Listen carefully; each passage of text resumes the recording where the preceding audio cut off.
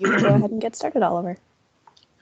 All right, welcome everyone to the cutting edge of technology advancements. This is the fifth installment in our Technology in Context series by the Estonia Cofrin School of Business at UWGB and Advancing Digital. My name is Oliver Buechse. I am the executive in residence at the Cofrin School of Business and also the CEO of Advancing Digital.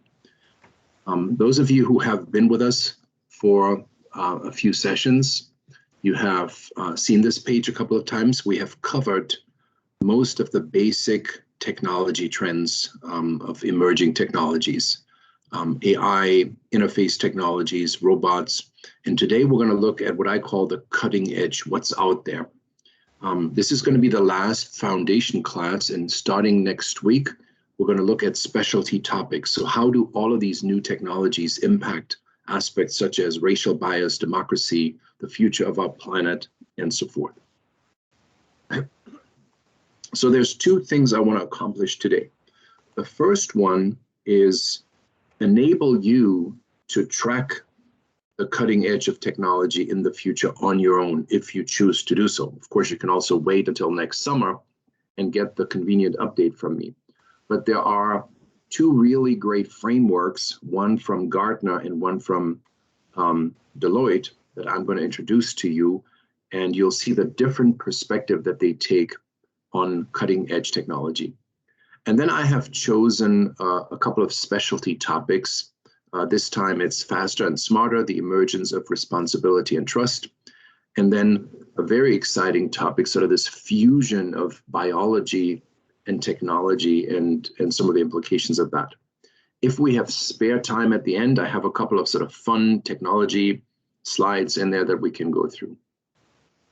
So let's talk about how you could follow emerging technology. The first framework is by the Gartner group, and they call it the Gartner hype cycle. What they've noticed many, many years ago is that technologies often get talked about before they are really ready. So they are tracking, how much are people talking about it, and they've identified a pattern. First, the technology emerges, people start talking about it, then they think, oh my goodness, this is going to be the greatest thing since sliced bread. Then the reality hits, you have to actually, the technology has to prove itself in reality. It's not quite as strong as people thought, so that's the trough of disillusionment. And then slowly it sort of creeps back until it reaches its plateau of productivity. And in this modified hype cycle, there's also the so-called ego void, because one of the reasons that many technologies go through this cycle is that the people, the founders or the entrepreneurs running with those technologies are often driven by sort of that strong ego, and they don't collaborate. They want to become the next unicorn. They want to, capture the market by themselves, and that makes it a little bit harder. So if you follow the collaboration curve, you might be able to avoid that. So every year, Gartner puts out a report. It usually comes out in August, so our class is always a little bit too early to have the latest one. But I wanted to show you how these have evolved over the years. So this is the one from 2018. And you can see that they have mapped these technologies along that curve. This is the emerging technology hype cycle. They also have others. They have industry-specific hype cycles. So they don't go really into the plateau of productivity. They kind of end at the bottom. And you can see that these different technologies have different symbols. So that indicates how far out Gartner thought at the time that these technologies were. Are they here in less than 2 years? 2 to 5 years, 5 to 10 years, or more than 10 years. And you can see in this 2018 version, there were quite a few yellow triangles. So really a long-term view at technology. If I go to, and one of the things I like to do is I like to look at these technologies and say, smart dust, never heard of that. What might that be? And then I do my research, and I actually have a couple of slides on smart dust in the back. In 2019, they used slightly different symbols. The white circle would have been the equivalent of the yellow triangle. So there's a few still around, but most of their stuff now is in the 5 to 10 year time frame. And you could see, for example, on the prior slide, there was still augmented reality, kind of about to hit that curve, and now they're not tracking that anymore.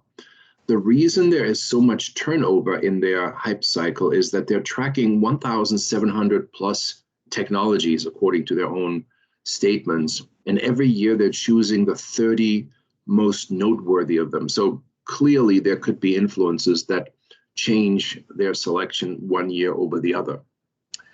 And then 2020 is the latest that is available. And one of the things that's really noteworthy is that there's a lot more on the short-term horizon. So 2 to 5 years, 5 to 10 years, only a few, in this case, it's now red triangles indicating the longer time horizon. The other thing I've noticed is that AI is really starting to dominate. Responsible AI, generative AI, composite AI, adaptive machine learning, generative adversarial networks, almost 50% of what's on here in some form or another is related to artificial intelligence. So that's really a big thing. Now, one other thing that Gartner does, if sort of tracking 30 different technologies is a little too much for you to absorb, they have a nice report that summarizes these trends. So in 2019, for example, their key trends were sensing and mobility, augmented human, post-classical compute and communications, digital ecosystems, and then advanced AI and analytics. And now in 2020, they have 5 completely different ones. Maybe the argument could be that formative AI is something similar to advanced AI. But the reason that it changes so much is that Gartner is catering mainly to IT professionals. And they sell subscriptions. So if you're a Gartner client, then you usually get these reports anyways. And I look at it a little bit like a fashion show. Every year you have to have something new. So they have to select new technologies and also put a new spin on those technologies. Once you dig in what's under some of these trends, you find that there's actually technologies that are a little bit better understood, but maybe last year they were part of another trend.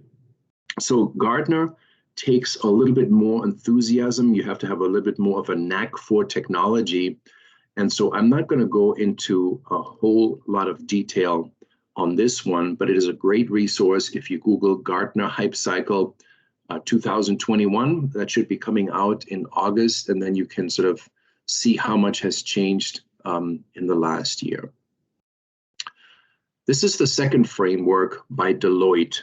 Deloitte is taking a slightly different approach. They are now in their 12th year of putting out this macro technology forces. So it's not just about what's hip, what's hyped, but they're basically saying, how is technology shaping the world?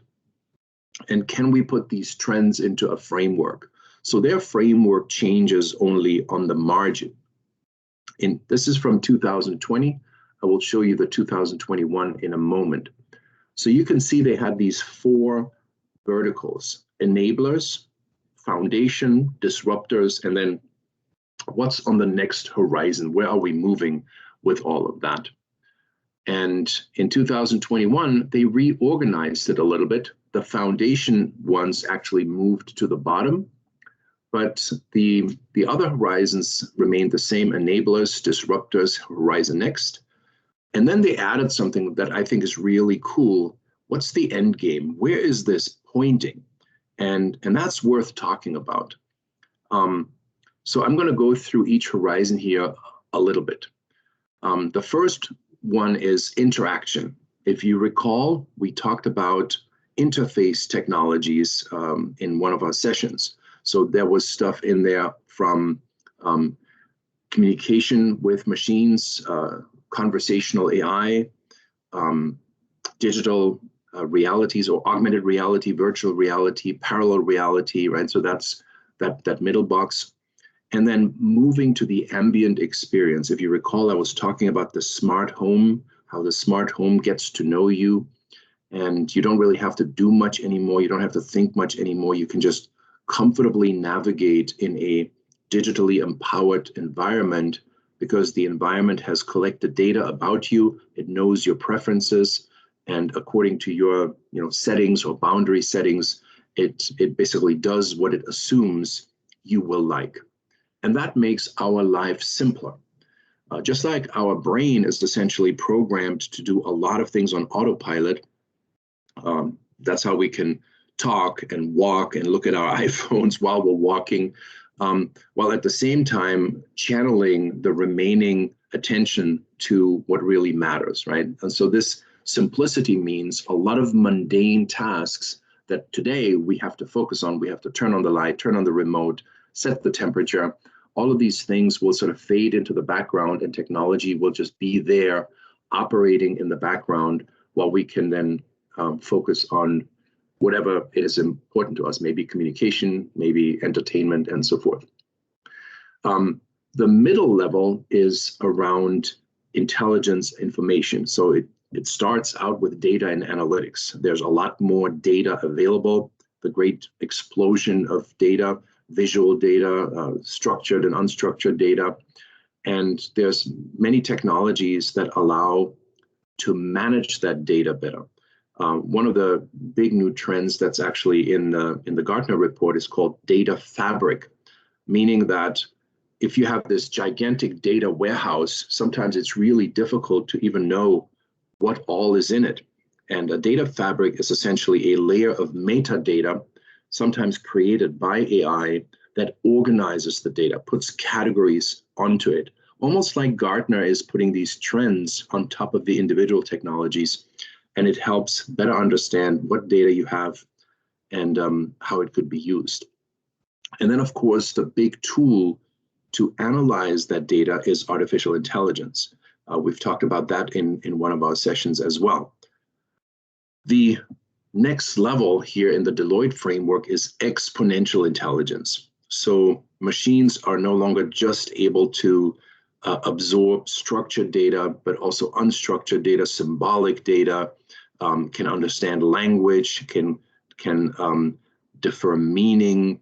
Conversational AI was an example of, a sentence could be spoken in many, many different ways. How do we make sure the machine understands all variations of that sentence? Emotion recognition, and so forth, right? So that is when the artificial intelligence really hits that exponential acceleration point, something that Stephen Hawking actually warned us about, that when we get to that point, we have to be very clear on, are we going to let the genie out of the bottle or put some kind of cork into the bottle to contain it? And so they're using a very powerful term here, omniscience, right? So the knowledge of everything almost.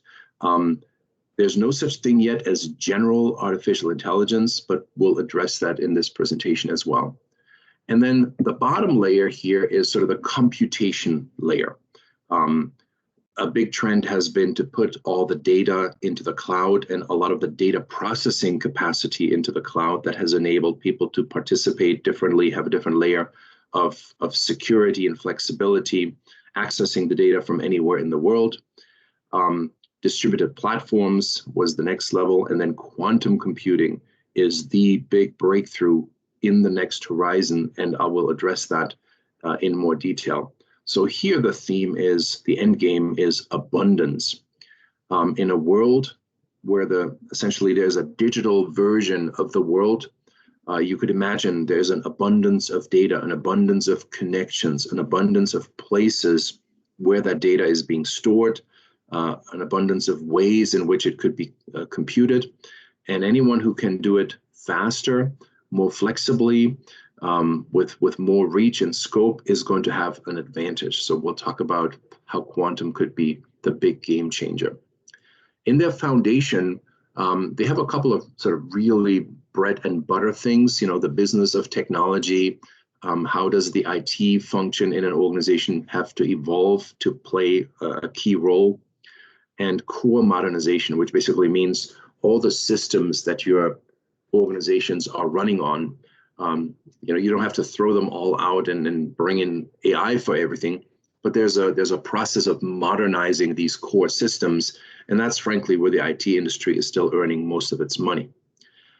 The one in the middle, they've changed. So in 2020, it was called RISC, right? And the focus was on cybersecurity and making sure the data is safe. Now comes the theme of trust. And I'm going to talk about that very explicitly in the presentation today. So this is the Deloitte update in 2021. There's a beautiful free report that goes along with that takes you through these trends. It describes the underlying technology. So again, here within each of them, there are underlying technologies. And it's 166 pages, but it's done in a very, so you can read 5 pages at a time on any given trend. They've pulled in business people, they've pulled in academics. It's really well done. And here's one of the reasons why I think they put a little more effort around that, because their audience is business people. It's not sort of the hardcore IT audience that already speaks technology, but it's business people who need to understand, what does all of that mean to me? And expressing that in the words of other business people can sometimes really help. So great case examples. I'm doing a lot of commercials here for Deloitte. They should pay me actually for this presentation. There's one view that Deloitte also provides that I didn't find for 2021. So I'm just showing you the 2020 version. And this is where they're doing something similar to Gartner. They're saying, okay, what of all the stuff that we see in this model is under 2 years, 2 to 5 years, and then really out into the future. And you can see there's convergence. So smart dust, for example, pops up here as well. Sometimes the terms are a little bit different. So if you're more of a bottom-up person and you say, hey, I want to learn about cognitive algorithms, what might that be? Or robotic process automation, what might that be? Quantum cryptography, wow, there's a lot of stuff on here. And in most cases, either in the report or YouTube or Wikipedia, you can sort of find a good starting point just by Googling these terms. So these are tools in your arsenal if you want to become a tracker of cutting edge technologies. You have the links included in the paper. Does anybody have questions about sort of this big picture framework, how to think about cutting edge technology?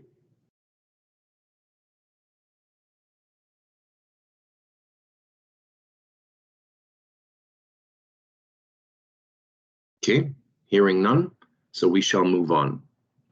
So my first category is faster and smarter. We talked about this in the context of quantum computing. So I'm actually going to get straight into quantum computing. The common logic in IT is that data is expressed in a binary logic. We have switch on is a 1, switch off is a 0. That's how we were able to encode data. And then by a sequence of 1s and 0s, I can express a letter, a word. And if I combine lots and lots and lots of 1s and 0s, I can do all sorts of things. That's why we can play very elaborate and realistic video games on a computer. But at the base of it all is 1s and 0s. The principle of quantum computing is that the entity that basically performs the calculation could have more states than 1 and 0. It could be a 1, a 0, or it could be both, which it sort of defies logic to imagine how that works. But there is actually sort of a technological equivalent of that. And the way they're trying to visualize it is, imagine the coin that is spinning. It's not heads or tails, it is still spinning. And that spinning is actually a state in which certain particles find themselves. It happens all the times. And the sort of atomic entity, if you will, that quantum computing refers to are qubits, subatomic particles that exist in the universe. And a qubit can therefore perform, it can exist in these various states, and it can perform 2 calculations at once. And this is now where it gets really interesting and sci-fi oriented.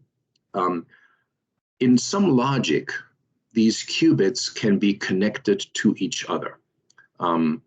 It's a process that is very hard to achieve, and we'll talk a little bit about the technology behind that. But once you achieve that, it's almost like you have created a subatomic microprocessor, and you could now send data through that processor and have the processor calculate it, right? This is not something that you can do as reliably as with your laptop or PC or even phone. It is something that may be operational only for a short moment. But because it has not just two states, if you have one qubit that can be in 3 states at the same time, you combine it with another one, you have 3 to the power of 2 to the power of 3 to the power of 4. So the exponential curve is much steeper than that of a 2-state processing entity, right? And so that is the logic of quantum computing. The logic has been described for a long time, but in reality, it was not possible to either control these qubits or connect them in a meaningful way. And so what in recent years, what has happened is a breakthrough on that front. So Google built a mega computer called Sycamore. It had 53 qubits. And so 2 to the power of 53 equals 10 quadrillion. So it's a very powerful computer. And it solved a math problem in 200 seconds. And Google claimed that it would have taken a regular computer 10,000 years. And then IBM said, no, we can actually do it faster than that with a regular computer. But the point is, 200 seconds versus 10,000 years or 1,000 years or 1 year, that is a huge difference. And where that matters is, for example, cybersecurity. One of the reasons that our data, our laptops, our cloud is safe is because of encryption. Encryption uses very complex keys, and it would take anybody even with a really, really good computer 100 years to crack that code. Well, what if it wasn't 100 years anymore? What if it was 200 seconds because all of a sudden you have a quantum computer, right?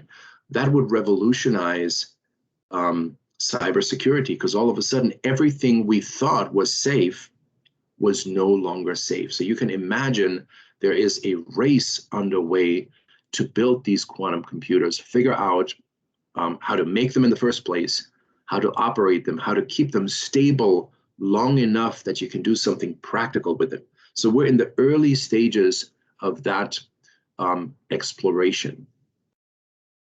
Now, Honeywell, this was from 2020. They were a little bit further down the queue, but they built what they claimed was the highest performing quantum computer. And so, now it was no longer Google who had the most powerful one, now it was Honeywell. Well, do you think the Chinese are building one and the Russians are building one and the Indians are building one? I would sure think so, right? And I was just checking this morning and I found this here, a startup in Colorado, right? So now we're no longer just with Google and world-leading companies. Now startups are getting into the business and can build their own quantum computer. And what they said here, they were able to use laser technology to cool down what they call a cold array, a 2-dimensional cold array. And they were able to basically freeze or arrange 100 qubits. So if you think about the exponential curve, right? If to the power of 53 was already quadrillions, and how you can go to the power of 100, right? This would be so much more powerful than anything the other guys have built. And so the point of this is that if startups can now harness the power of this technology, then we are really not that far away from people figuring out how to operate them reliably and in a stable manner. The cost is still enormous, so it's unlikely that somebody would just build that in their garage and then hack the bank or hack our email accounts. But this technology will likely be created and then rented out. And we'll have to see what kind of ethical, legal, and regulatory frameworks are going to be put in place to prevent the bad guys from getting access to that power. Questions on quantum computing?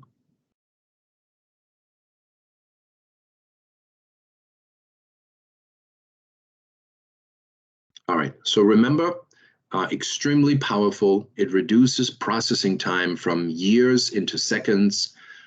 Currently still unstable, but the technology is evolving very quickly. And when it becomes stable, it will revolutionize everything. The next topic is not faster, but smarter. So artificial intelligence today typically can do one thing really well, because you actually have to train the algorithm, you have to train the AI to do that thing. It takes a lot of training data, it takes a lot of time, you have to make sure there's no bias embedded in what you're doing. And so it is just cost prohibitive to build an AI that can do many different things. The idea, however, is out there and has always been out there. Could we ultimately build an AI that can absorb any type of data, can independently learn from that data, can figure out what underlying structures, what patterns are in that data, therefore develop a sense of understanding, and then make decisions based on that understanding. Knowledge, data is abundant out there, and so that is not the limiting resource any longer. The limiting resource is to build these algorithms and neural networks that can in fact perform so many different tasks at once. So we're not there yet. Some people refer to this as full AI versus narrow AI or strong AI, general intelligent actions. There's just different names for it, but artificial general intelligence as opposed to just artificial intelligence. Here would be sort of the ultimate test. This test was developed a long time ago, and it's called the Turing test. So the individual in the middle is asking questions through his interface. That could be a voice interface, it could be a typing interface, it doesn't really matter. And gets responses. In one case, it gets responses from a human. In the other case, it gets responses from a computer. And so the individual has to decide, am I speaking to a computer or am I speaking to a human? And if they can no longer differentiate that, because they could essentially ask any question, what's the color of an apple? Who's the president of the United States? And if they can ask any question and can no longer differentiate which one is the human and which one is the laptop, that's when we say artificial general intelligence has been achieved. I remember getting a call recently, and it was a computer call. But first of all, the voice was so realistic, and second, the way they had created the dialogue and the routine, I got duped for a while, and then I said, are you a human? And the response was, absolutely. I'm based on human decision making. But let's get back to the topic, right? So it kind of was. I was trying to distract it, and it immediately came back, and then I figured it out. Okay, this is a machine that I'm speaking to, and one of the ways you can detect that is you actually repeat a question, because the machine will try to answer the question maybe in the same way or in a slightly different way, whereas the human will immediately say, "Oh, why are you asking me this question again?" That would be the achievement of artificial general intelligence. Now, there's other tests that have been proposed. Can we get to the sort of the capabilities of a 3-year-old, of a 6-year-old, of a 12-year-old, as stage gates of how intelligence is evolving? Because we evolve as human beings. We don't start out with a fully developed brain. we have to learn. So those could be maybe achievements along the way, that we have the equivalent of the learning ability of a 3-year-old, or the understanding of an 8-year-old, the communication abilities of a 12-year-old, something like that. So people disagree on how far we really are from that. Here are a couple of resources. The links are on the bottom if you want to dip into that. Some people say it could be as soon as 2040. Time's ticking away. In 20 years, that's still in our lifetime. So our children would be growing up in a world where human intelligence and machine-based intelligence are no longer distinguishable. Wow. That is so crazy. I could plant a tree tomorrow. That tree wouldn't be fully grown by the time that has arrived. Others say it might be hundreds of years out, but I don't believe anybody could really predict hundreds of years out at the pace that our world is changing. And the enhancements are coming from different categories. We talked about quantum computing. Once quantum computing is stable and you can process something 1,000 times faster, well, that would also allow you to run much more complex models, right? Emotional engagement, emotion understanding, language understanding. So all of these different technologies that I introduced to you when we talked about the family of AI technologies, each one in its own right is getting better and better and better. So if the individual pieces are getting better and the ability to weave them together is getting stronger, we might in fact, approach this general intelligence yet in our lifetime. Any questions on general artificial intelligence?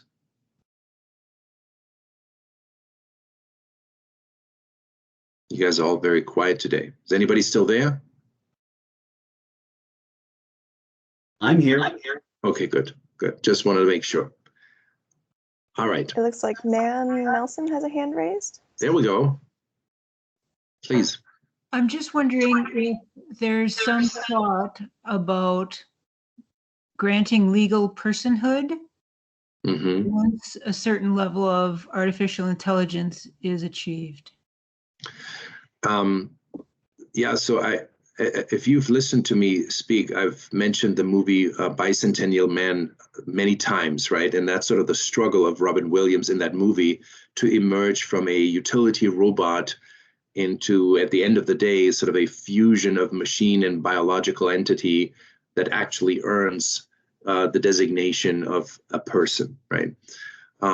I don't think we are quite there yet. The closest thing we have is that Sophia the robot was granted citizenship by Saudi Arabia, but to me that was more of a PR stint than anything else. We are far from recognizing a system as an entity, because the system can be modified, it can be programmed, it's usually controlled by somebody or by some parameters. Whereas what we recognize in the person is really that right to independence, right? And so, at some point, could systems actually be created by other systems? Could they start in a process of infantile ignorance, know nothing, and then learn everything they need to learn about the world, and essentially replicate the journey of a human being? Not just on the front of knowledge, but also on the front of ethics, of character, of memory, right? And could that maybe be a game changer someday? Yes, but I think we'll be way too scared to cross that. And the next chapter is actually going to go into that, why we are so far behind on that.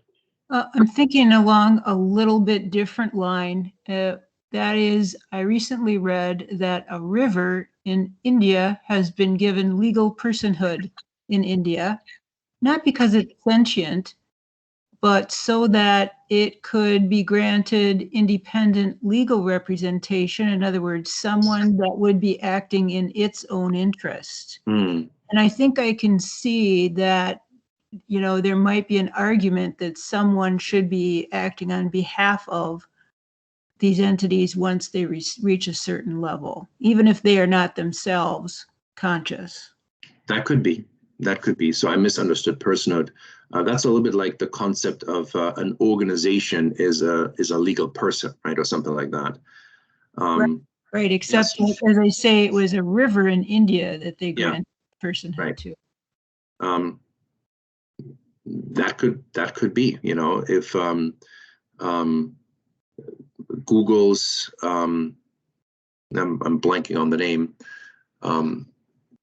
the machine they had built to play Go, you know, if that achieves a certain level, maybe, you know, you can certainly patent the code already today, but yeah, I'm not a legal expert to say how far we are from that legal representation angle.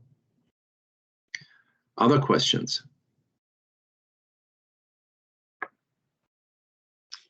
Dan's question seems to bring up some other issues in my mind, because of the cost of developing some of this technology. If there is a legal entity or a personhood built around some, what then do we do?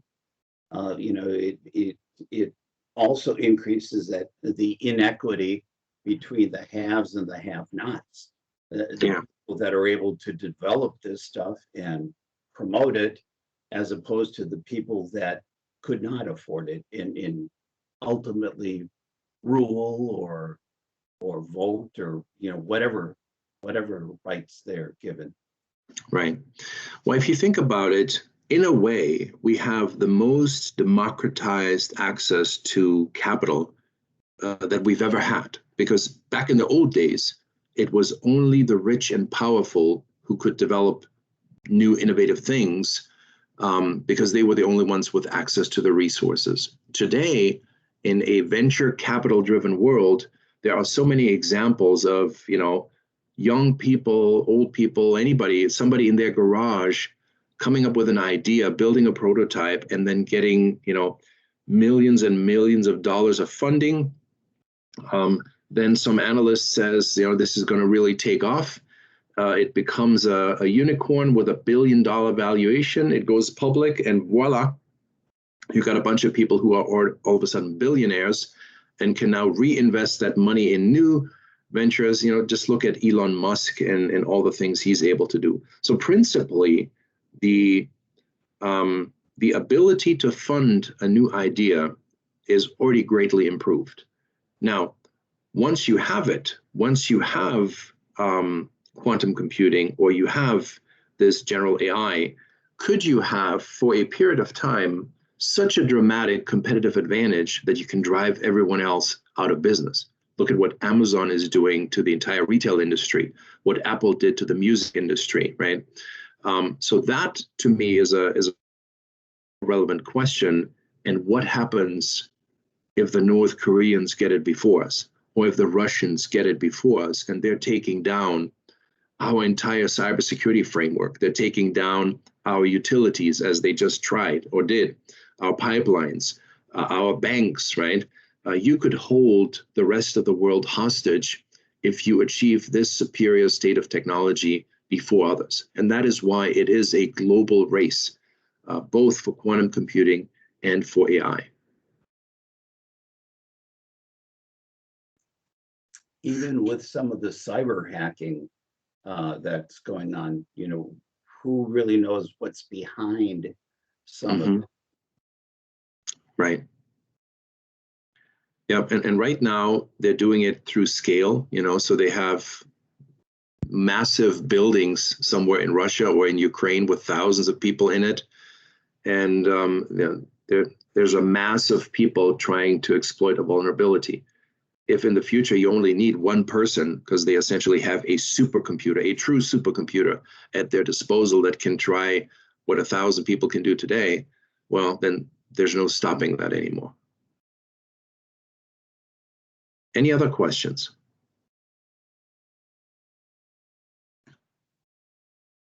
All right, so that is leading me right into an important premise, which is that the pace of technological capabilities and the promise of future increases in these capabilities, which is what we just discussed, far outpaces our ability to, first, understand the full implications. You just said it, we don't even know what's behind it anymore. Some people still can't explain how exactly AlphaGo Zero, the Google system that I was referring to earlier, how exactly it achieved its capabilities. It also outpaces our ability to develop ethical frameworks to govern all of that, and then to conceive of governance concepts and laws. Personhood was just one question. There's so many other questions accompanying that. So we are way behind on understanding ethical frameworks and governance concepts. And here technology is sort of chasing away, hitting the exponential part of the curve. And, there's logically not really any way of closing that gap unless you were to stop the evolution of the technology, which nobody is going to do because it is a global competition. So this discussion of boundaries and responsibility is going to be absolutely critical. And ideally, we can embed it directly into the technology as opposed to having non-technology people trying to play catch up on the back end. You may remember this picture. I showed you this picture in, I believe it was our very first session when I talked about the greatest change event in human history. The premise of this picture was that we as individuals are increasingly represented by a digital twin. Our health data, our financial data, where we go to. If you have a smartphone, it is tracking where you go to, what you're looking at, what you're interested in, and it is creating a very complex profile that analyzes all of your actions, all of your preferences, categorizes you, so it creates metadata about you that you may not even be aware of. And that is how people can predict what you want next, where you're going to be next, and so forth.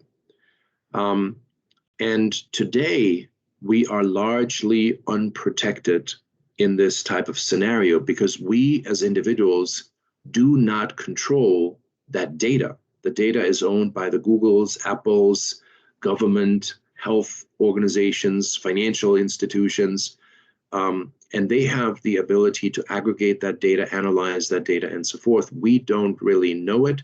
We can't control it. We can't aggregate it in our own devices. We can't protect it. And we cannot decide who gets access to that data. So that's a fundamental flaw that disempowers the individual and empowers the aggregator of the data. I want to tell you about Estonia. Estonia is a little country that gained its independence in 1991, independence from the Soviet Union. It's one of the three Baltic states, Latvia, Lithuania, and Estonia. And they quickly asked themselves, what can we even do? How do we not remain dependent on Russia? How can we sort of develop as a very small nation some level of independence and economic growth? And they bet on technology early on. By 2000, they had all schools equipped with computers. Children as young as 7 learn to code. Adults can take free classes. 10% of the population in Estonia has coding capabilities, which is an incredible number. The internet usage soared. Now that happened everywhere around the world. Skype, that was ultimately bought by Microsoft, was an Estonian success story, and they have more unicorns per capita than any other small country. They don't have as many as the US. Already in 2002, they created the first electronic ID and digital signature. They started e-voting in 2005. Think about, we're not even allowing vote by mail in most cases, let alone e-voting in the United States. In 2007, they experienced a major setback, a cyber attack. You can imagine where that might have come from. And so they had to create a cybersecurity framework for their country to protect themselves. They created a cyber bank in Luxembourg, a different country, where they have a copy of all their data that they're storing there. they're teaching cyber hygiene in elementary school. So little kids are learning about passwords and phishing attacks and you know, how to keep your data protected and all that stuff. And as a result, the citizens of Estonia, through this journey, which is now a 20-year journey, 20-year plus, have become extremely technology literate and also have developed a very high level of trust in digital security, something that we don't have. We have a lot of people extremely skeptical about cybersecurity. And so Estonia introduced the idea of a digital ID in as early as 2002, and then a mobile ID in 2011, and now 99% of their residents have a digital ID. So what does that mean? It means that in the same way as you can pull out your physical ID here to say, I am who I am, you can look at my ID. It's difficult to create a false ID, although people try all the time. In Estonia, you can essentially present your digital ID. You can identify yourself via email. There's, you know, a verification process that is digitally based. And if you can do that reliably, then I don't have to worry if I'm trying to sell you something. If you are ordering a passport, if you are ordering a marriage certificate, if you're trying to pay your taxes and so forth, we don't allow a lot of these things to occur online because we're worried about fraud. And if fraud occurs, you know, then what happens on the back end of that? In Estonia, there are over 5,000 public services and private services that can be conducted solely based on this safe digital identity. You can buy a car electronically in Estonia. We're starting to get there with Carvana, right? But there's still some other things involved. And they're saving a lot of money. 2% of GDP is the estimated amount in annual savings from not having to do things in person, a much leaner government. And they're pushing the envelope. They created a concept called e-residence. So you could be a digital resident of Estonia, even though you don't live in Estonia. And already they have attracted 70,000 people to boost their growth. They also attract digital nomads, people who can work from home, but they say, hey, come live in Estonia. It's a beautiful place. You can work for Google in the United States or for a British company. And, you know, so they're basically going all in on that technology. And at the heart of it is a secure way in which the person owns their data. And I'll show you some examples of that. So 99% of all public services can be consumed, ordered, commissioned digitally. Filing your taxes in Estonia takes 5 minutes digitally. A third of their citizens vote electronically, and 99% of all prescriptions are filled electronically. So those are some of the examples. So how does this work? There's a concept called self-sovereign identity, and that's actually a specific company, and I don't know that Estonia used exactly that company, but the principal idea of self-sovereign identity is the following. Today, we as individuals don't own our data. All of these providers in the middle, they own the data and they can analyze the data. Self-sovereign identity now says, we're going to flip that upside down. So I, Oliver, own my data. Whenever a doctor performs something on me, they have to send me the data of the results of what they've done, and it goes into my health record. Whenever I conduct a financial transaction with any bank, with any institution, it goes into my financial record. Whenever something is done to my car, it goes into my car record. So I have all these records. And so now say I want to have my car repaired. I go to the car repair shop, and you know, it's not like here where if you've been there before, they have the history of your car, but if you've never been there before, they basically start from scratch. In this case, I could say, hey, car repair people, here's an electronic token. I'm going to give you access to my car file, and you could now see the entire history of this vehicle from when it was purchased, all the oil changes, tire changes, all the mechanical work, anything that was ever done. Similarly, when I go to a medical provider, I can say, I am giving you access to my medical records, and it has my complete history recorded there. Obviously, the difficult task here is the transition from one world to the other, because as the providers lose their control over the data, they lose some of their economic power. You know, if YouTube and Amazon and all these guys don't have the advertisement revenue anymore that comes from selling the data, that's a whole different game. But the principal idea is that I, as an individual, in a secure manner, control my data, I own my data, and I decide when someone can access that information. It's difficult to project if and when we as a country, as a society, would move to that framework, but there will be other societies that are taking that step, such as Estonia, and it is a completely different value proposition to the people who live in it.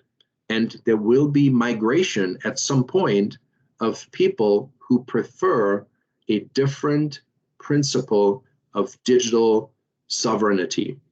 In the same way as the Pilgrims left Great Britain, left England, and came to the United States to seek freedom, we will see immigration from our country into other countries because people will seek digital freedom. And so at some point, we're going to have to face this question, how do we address that? Any questions about digital identity, self-sovereign identity?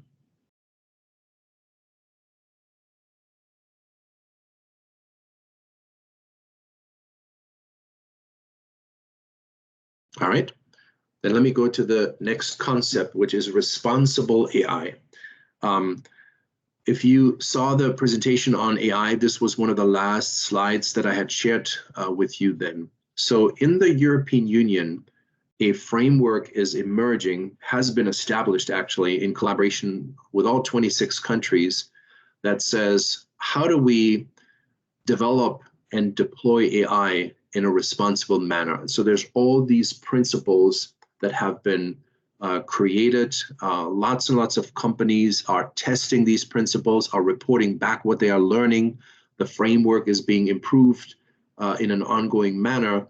And in a collective, collaborative approach, they're basically committing to these principles. Now, could somebody be going rogue? Of course they could. But at some point, this will become law, and then you're breaking the law. We don't have anything like that in the United States. So here, for example, from Microsoft's website is an explanation of Microsoft's AI principles. They had to develop that on their own. Now, if you look down on the bottom, fairness, inclusiveness, transparency, reliability, privacy, security, accountability, well, lo and behold, they are almost the same ones as here. So in some way, logic is indivisible, right? Microsoft is probably paying close attention to what these guys are doing, identifying the problems, maybe even working with the EU because they're operating in the EU as well. So they are ahead of the curve. But what about the next technology startup? Do they have an ethical framework? Do they have a framework to guide the responsible deployment of AI, or are they going completely rogue? I want to walk you through one example to illustrate why that matters. So this is the autonomous vehicle dilemma, right? Let's say you're driving with your family in an autonomous vehicle. If you're driving in this yellow little buggy there, that must be somewhere from Germany, you're probably not too worried because I doubt this thing can go very fast. But if you're driving in that new supercharged Mercedes down there, maybe going 150 miles on the German highway, this might be more relevant to you. So here's the scenario. You're driving this vehicle, you're with your family, and you're not driving really. The vehicle is driving you to where you said you want to go. And the car in front of you performs an emergency stop. And it's going to be too late for your vehicle to stop in time. So the AI now recognizes that, and it can make a couple of decisions, but it has only split seconds. So there's no such thing as telling you, hey, there's going to be a problem, what should I do? And you then initiate the stop, because even you as a driver in most cases can't avoid that collision.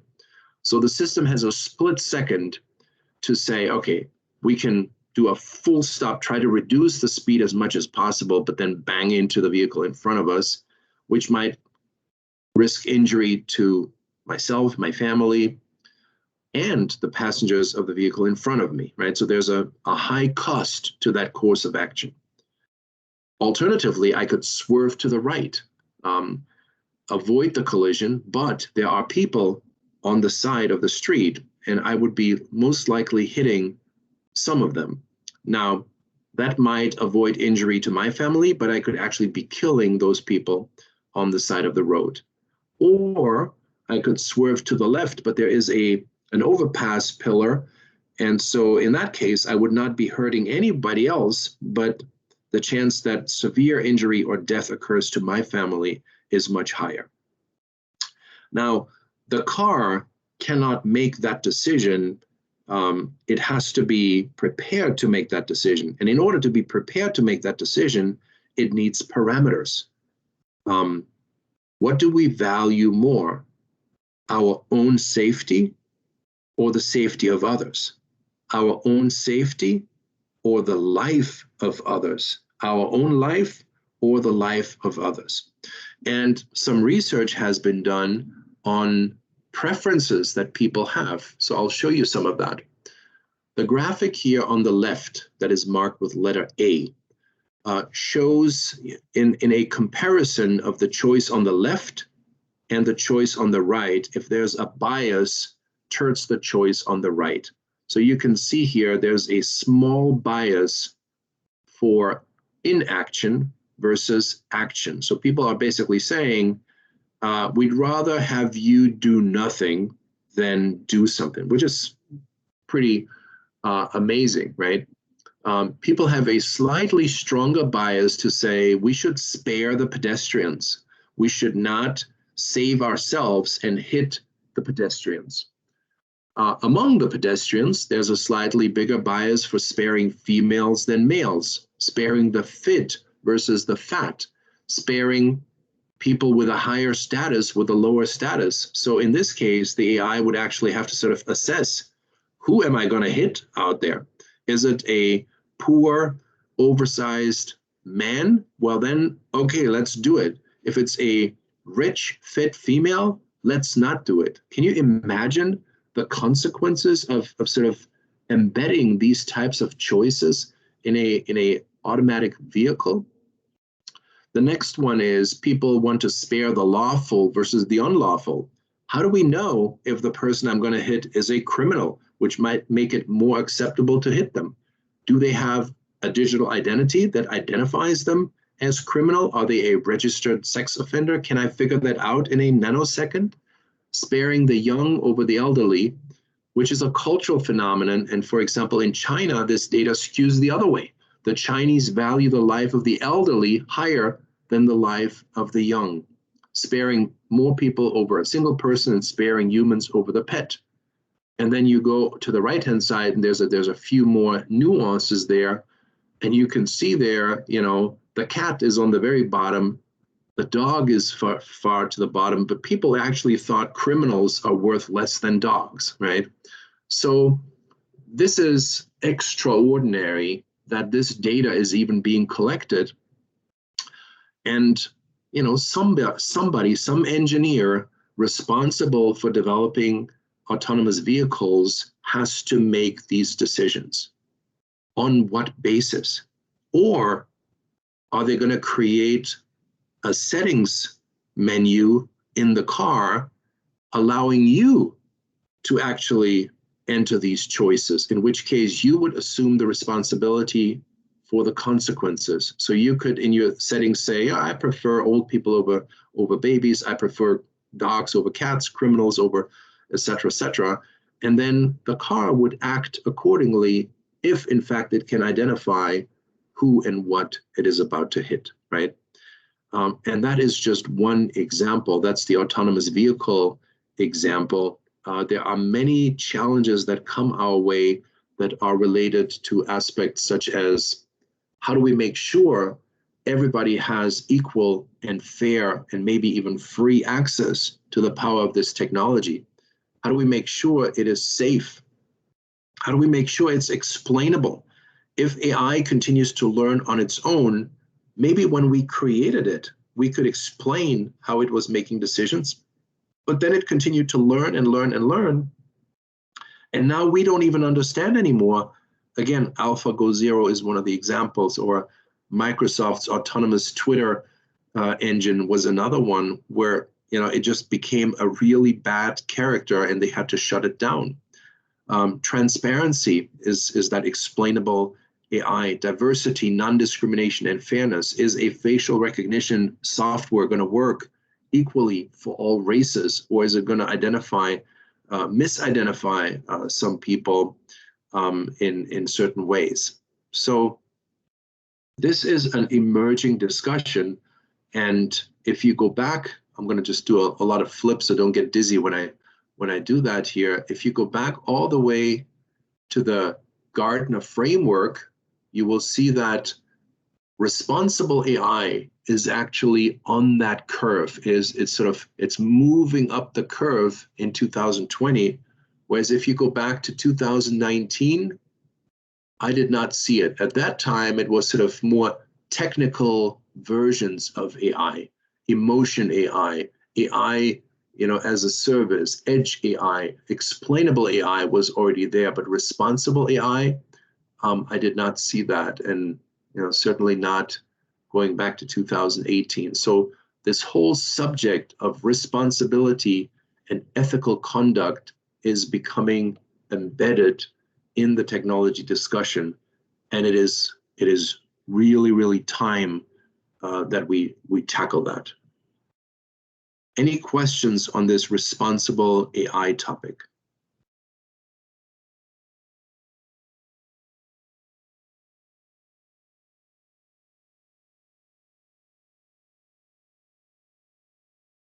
All right, let me do a time check. Catherine, what time do we have? We're at 1:04, so we're already just a bit over. Okay, so we're just a bit over. So I'm not going to cover this last chapter here. We're out of time, biology and technology. You can maybe read through it.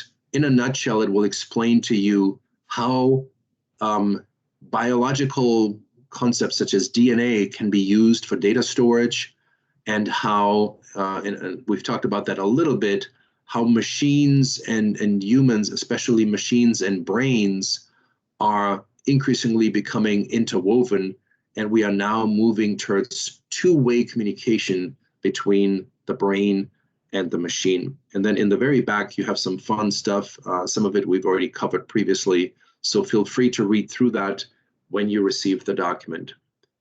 Thank you for joining us again today. Next week, we're starting with our special topics, and the first one is going to be on technology, the impact of technology on racial bias. So that'll be a really interesting one. Here we go.